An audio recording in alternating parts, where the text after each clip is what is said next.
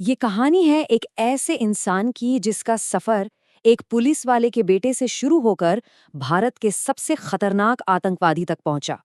ये कहानी हमारे देश के इतिहास का एक बहुत ही स्याह पन्ना है।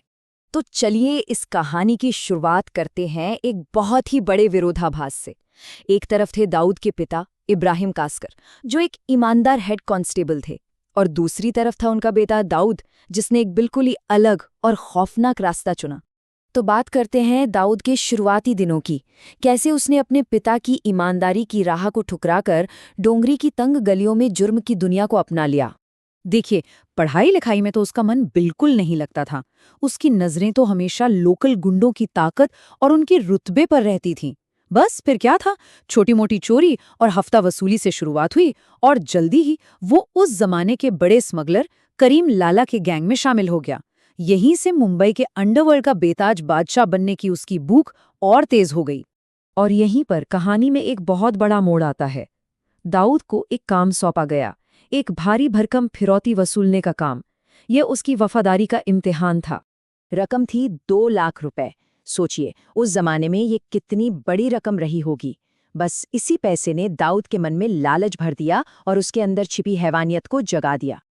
तो दाऊद ने किया क्या? उसने पूरी फिरौती वसूली, लेकिन पैसों का एक बड़ा हिस्सा छिपा लिया और अपने बॉस से झूठ बोल दिया। नतीजा, उसे दर्जनों गैंगस्टर्स के सामने बुरी तरह पीटा गया और गैंग से बाहर फेंक दिया गया। यही वो बेइज्जती थी जिसने उसे अपना खुद का साम्राज्य बनाने के रास्ते पर धकेल दिया। गैंग से निकाले जाने के बाद दाऊद ने एक फैसला किया, एक ऐसा फैसला जो मुंबई के अंडरवर्ल्ड को हमेशा के लिए बदलने वाला था। उसने तय किया कि अब वो किसी के लिए काम नहीं करेगा, बल्कि सब उसके लिए काम करेंगे। तो उसने बनाई डी कंपनी। ये सिर्फ एक गैंग नहीं थी, ये एक ऑर्गेनाइज्ड क्रिमिनल सिंडिकेट था जिसे उसने अपने भाइयों के साथ मिलकर खड़ा किया था। और इसी के साथ मुंबई की सड़कों पर खून खराबा और बढ़ गया, क्योंकि अब उसकी सीधी टक्कर थी पठान गैंग से। अब जब दो गैंग्स आमने सामने हों तो अंजाम तो खूनी ही होता है। 1981 में पठान गैंग ने उसके भाई साबर का मर्डर कर दिया, और बस ये घटना दाऊद के लिए एक पर्सनल लड़ाई बन गई, एक क्रूर बदले की लड़ाई। कहते हैं कि अपने भाई की लाश देखकर दाऊद ने कसम खाई थी, आज के बाद मुंबई की सड़कों पर पठान गैंग का एक भी आदमी जिंदा सांस नहीं लेगा। उन्हें उनके घरों में घुस कर मारूंगा, ये मेरा वादा है। और बस उस दिन उसके अंदर का इंसानियत का आखिरी कतरा भी खत्म हो गया। अपने भाई का बदला लेने के लिए दाऊद ने जो किया, उसने सबको हिलाकर रख दिया। उसने एक कम उम्र के शूटर को चुना जिसने कोर्ट रूम के अंदर जज के सामने अमीरजादा को गोलियों से भून दिया।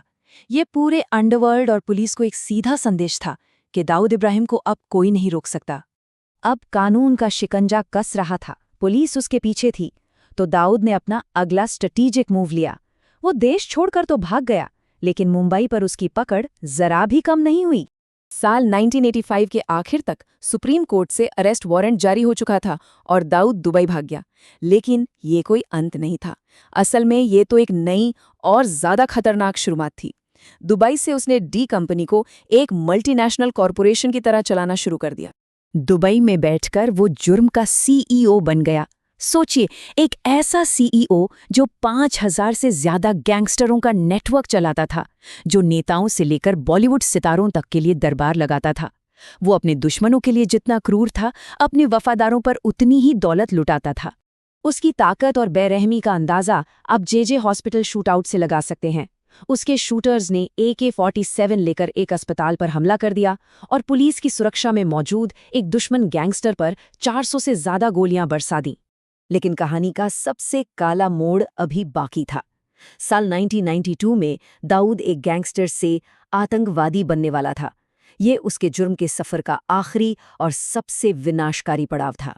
1992 में बाबरी मस्जिद विध्वंस के बाद देश का माहौल बहुत खराब था, और इसी मौके का फायदा उठाया पाकिस्तान की खुफिया एजेंसी ISI ने।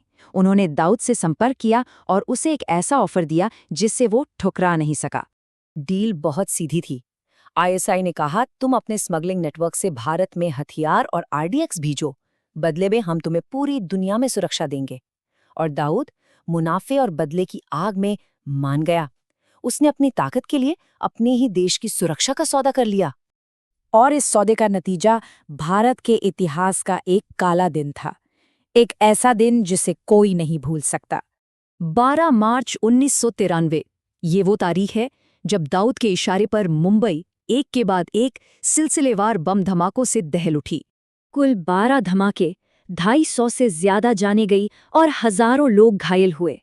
इस तबाही ने मुंबई को एक जंग के मैदान जैसा बना दिया और इसी के साथ दाऊद की पहचान हमेशा के लिए बदल गई। अब वो सिर्फ एक गैंगस्टर नहीं था, डोंगरी का एक छोटा मोटा चोर अब एक ग्लोबल टेररिस्ट और भारत का सबसे बड़ा दुश्मन बन चुका था।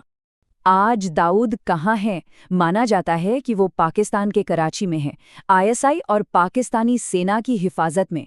वो आज भी वहीं से उनके ऑपरेशंस को फंड करता है। डोंगरी का वो स्मगलर अब एक बड़े जियोपॉलिटिकल खेल का सिर्फ एक मोहरा बनकर रह गया है। तो आखिर में एक सवाल बचता है, एक बहुत बड़ा सवाल, वो ये कि आखिर एक सिस्टम और एक शहर ने कैसे एक ईमानदार पुलिस वाले के बेटे को देश का सबसे बड़ा दुश्मन बनने दिया। ये सवाल सिर्फ दाऊद के बारे में नहीं है, बल्कि उन हालात के बारे में भी है जो ऐसे हैवानों को जन्म देते हैं।